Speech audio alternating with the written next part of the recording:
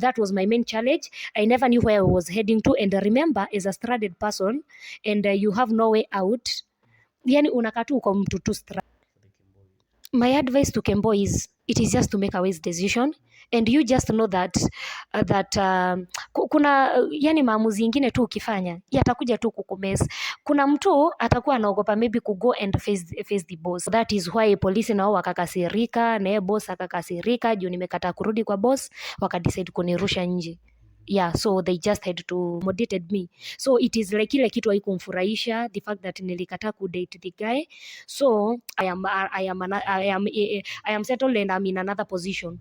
So venye nilikuja nikasema nitajificha kwa music, na juu nilikuwa na wimbo the 12k that I had, nikaamua hiyo ndio nitaenda nayo studio. So na nilienda studio just simply because nilikuwa nataka nifiche ile aibu ili watu.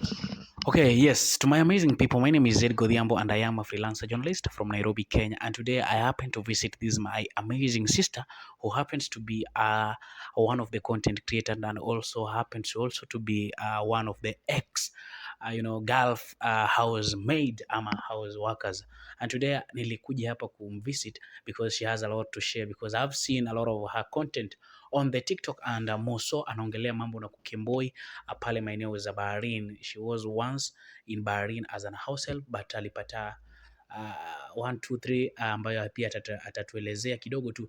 Na mimi pia kuna watu walikuwa nataka tu nijue sana, nipate kupiga naye story, nijue ilikuwaje akajipata maeneo za Kenya. Hata tunajua kwamba kama wewe ni Kemboi kufika, yani kupata ile opportunity, kuna watu wamekaa mpaka saizi ni 20 years bado hajapata ile fursa ya kurudi makwao nyumbani, even though wako na ile wako na ile tamaa na tumaini kwamba siku moja watapata kurudi, ila the kind of situation ambao wanakutana nayo, wamejaribu kila kadri wawezavyo but still wajaona light at the end of the tunnel, kwa sababu the only way watapata kuona light at the end of the tunnel ni ile siku ambao watapata kufika maeneo za Kenya.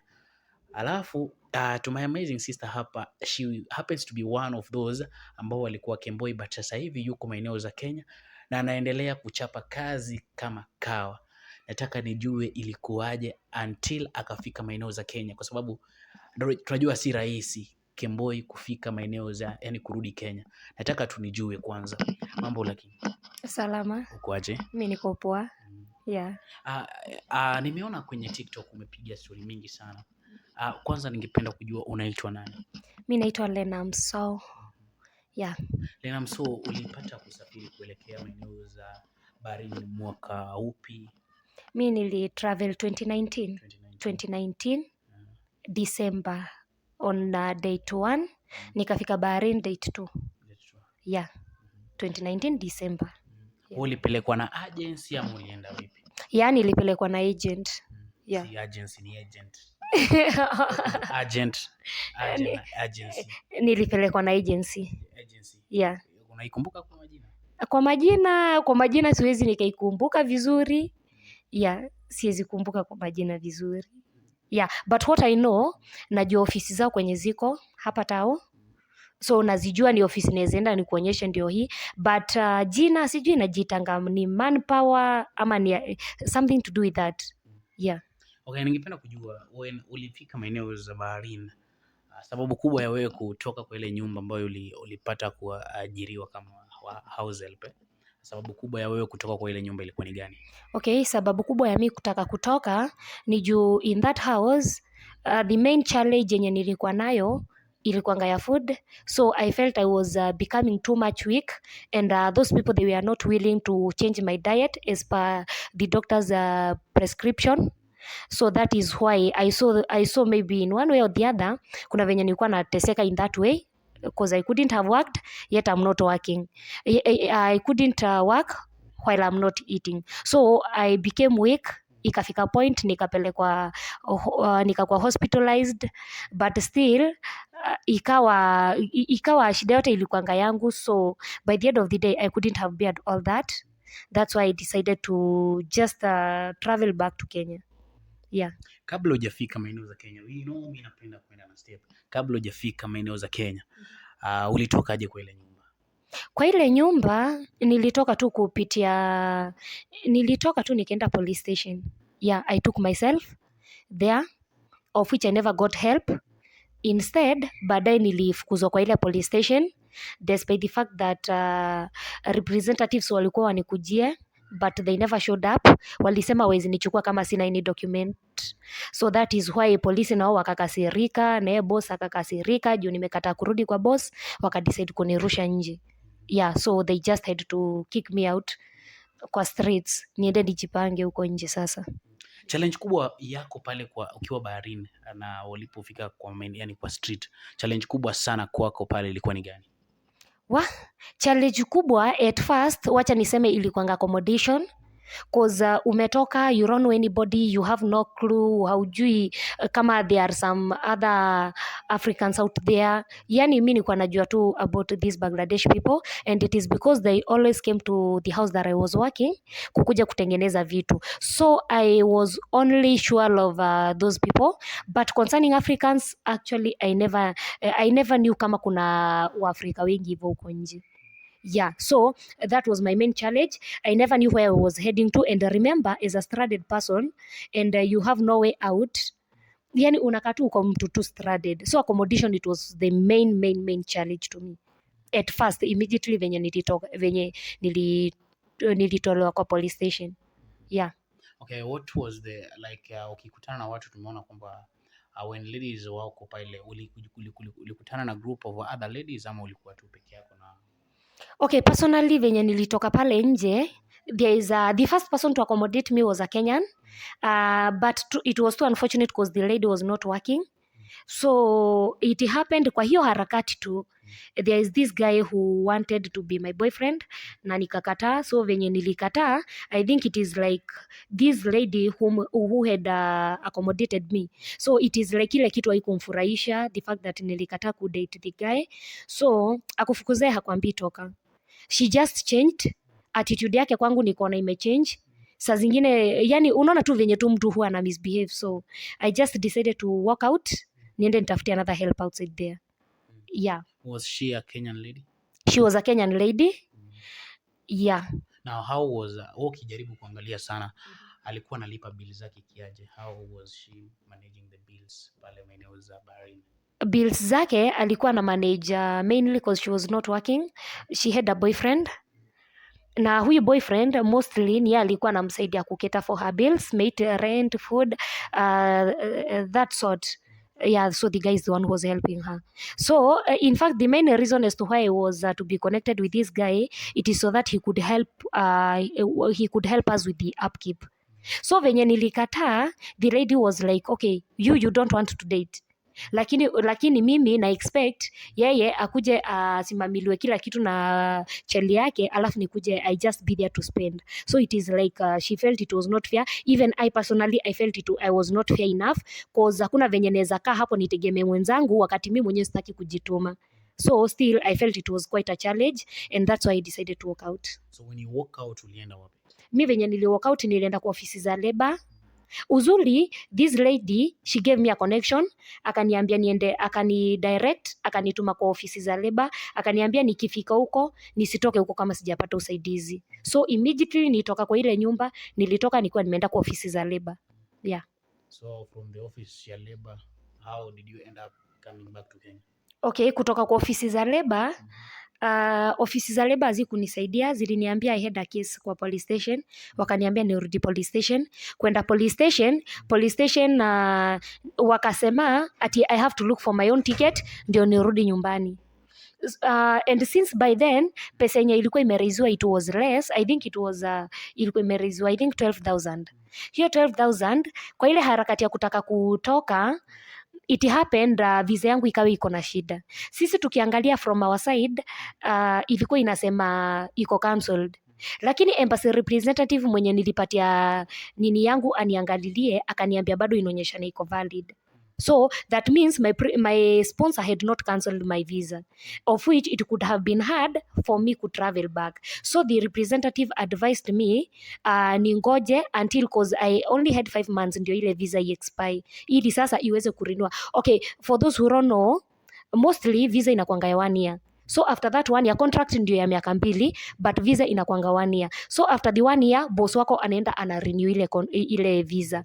So niliambiwa since I had 5 months remaining, nikaambiwa ningoje hizo 5 months ili niweze kuexit bila stress ama bila kusumbuana na sponsor wangu. Yeah. So ukaongoja. Sasa nataka unielezee how sasa uliongoja for how long ndio ukafika maeneo za Kenya? Actually, I had to wait for those 5 months. And for those 5 months ndizo sasa nilikuwa nijipange ndio niweze kuraise ile pesa niweze sasa kurudi Kenya. So nilingoja until hiyo date. Actually, I traveled date 1 cause nilienda police station. Hiyo ikiwa imebakisha hiyo date. I traveled date 1 by date 2 2020 hiyo December nilikuwa nishafika Kenya. So the first thing I did, nilienda police station nikasema nimebook flight and I was to travel. Now wale polisi wakaniambia then it's fine.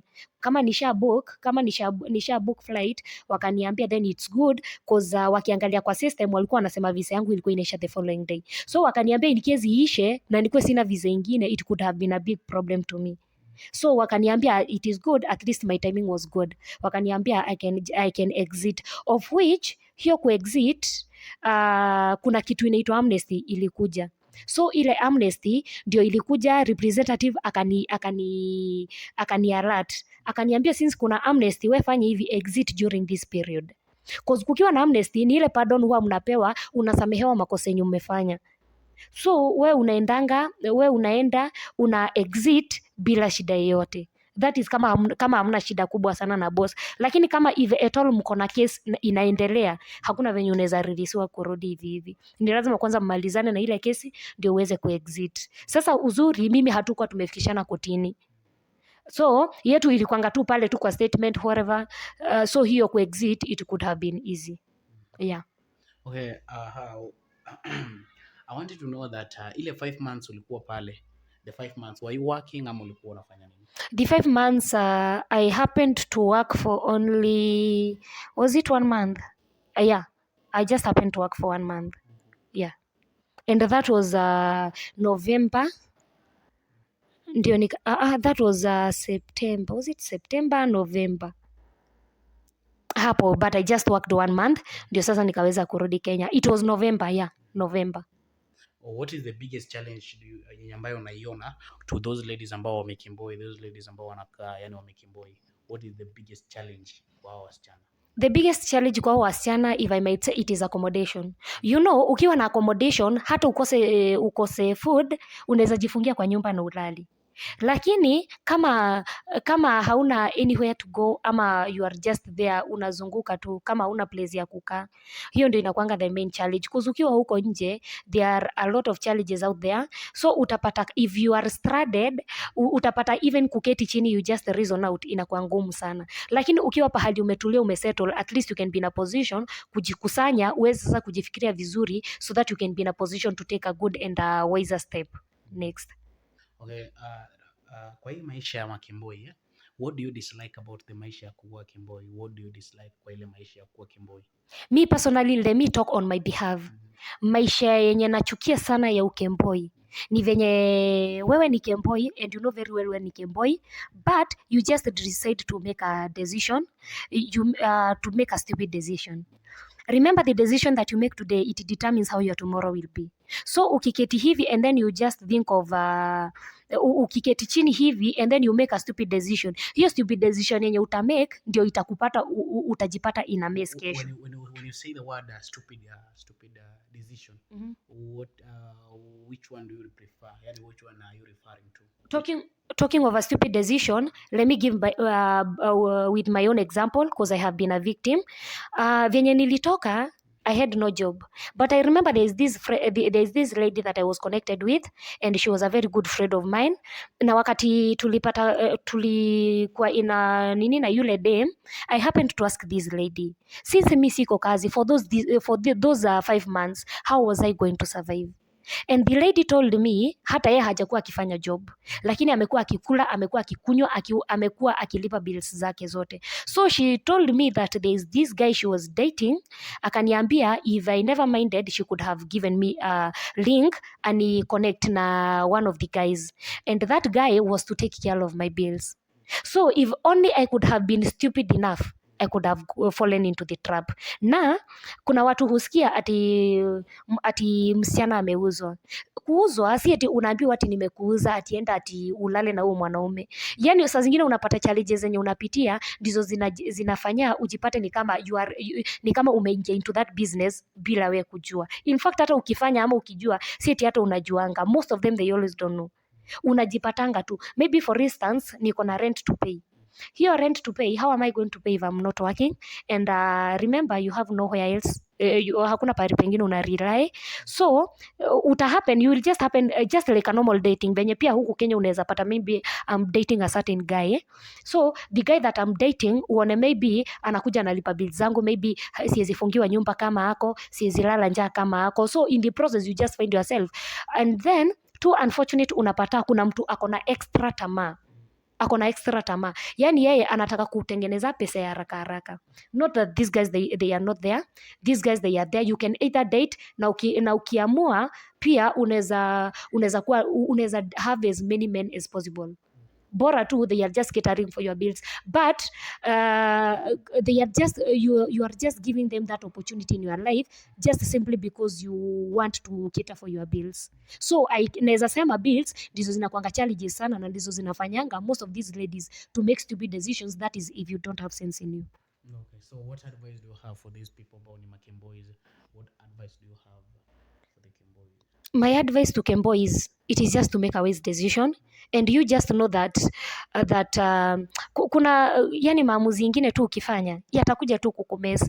Kuna mtu atakuwa anaogopa maybe to go and face the boss. Kama me personally, me being one of them, I was afraid of facing my boss. So wakati niliambiwa niende kwa ofisi za labor tuanze kukimbishana juu hakuwa amenilipa hata mshahara yangu ya mwisho, nikaanza kujiuliza nitaenda sasa nisimamane naye kotini. Huyu ni Mwarabu, mimi ni Mwafrika. Yeye atakuwa na lawyer, maybe mimi sitakuwa na lawyer. Maybe yeye mambo yake yeye atakuwa favored because yeye ni Mwarabu, me I'm just an African and I'm just a Miak Kadama. So I was afraid kwenda kufisiana na yeye live. So what I did, I had to hide myself na singetaka mimi nikubali mambo ya kesi. So venye nilikuwa naambiwa mambo na kesi sijui kwenda kotini, mimi nilikuwa nakata, sikuwa nataka. Yeah, so unapata most of these ladies, mtu maybe since unaogopa inabidi unakaa kwa maficho hadi wakati wenyewe utataka sasa wewe ujitokeze urudi kwenu nyumbani. So hiyo ndio inafanyanga most of these ladies, unapata maybe mtu amejificha, alafu tena kuna mwenye ataketi chini afanye mahesabu ya haraka haraka, aone nikienda kotini naweza fungwa hiyo miaka 2. Hiyo miaka 2 huyo mtu akifanya hesabu, anafanya hesabu ya haraka haraka, anaona hata heri tu nikae huko nje ningangane tu kutafuta makazi hapa na pale, at least I will try to earn a living, ndio nikirudi Kenya nisirudi nikiwa empty handed. Kumbuka already your 2 years zitakuwa already zishaisha.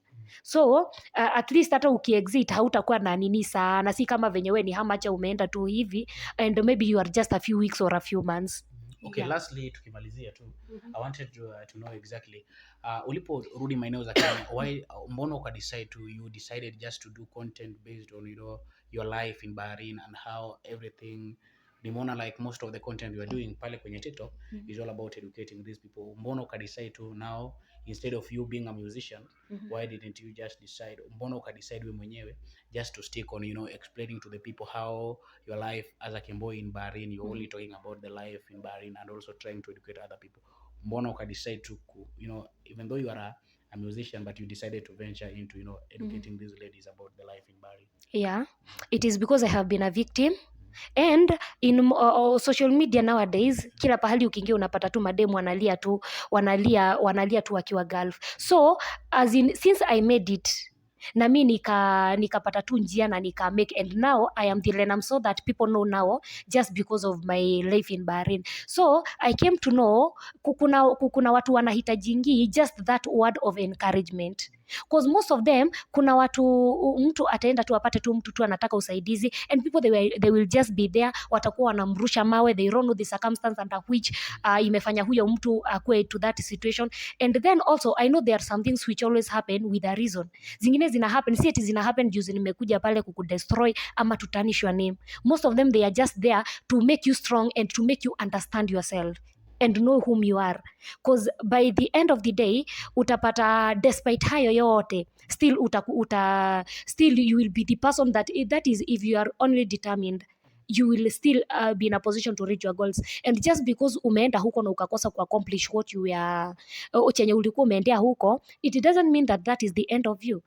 That means there are also many other opportunities. Me before niende, I was not the Lenam, so people know, but now after kutoka nirudi nikiwa na another, yani nirudi nikiwa na nguvu ingine na courage ingine yenye hata sikuwa nayo hapo mwanzo. Saizi ati I can be in a position to tell people maybe this and that, I can be in a position to speak out, and also I can be in a position maybe to at least to help mtu, even if I won't be in a position to help maybe physically, but at least you can give an advice to someone. And also most of these people, they are just waiting to hear for that word of encouragement.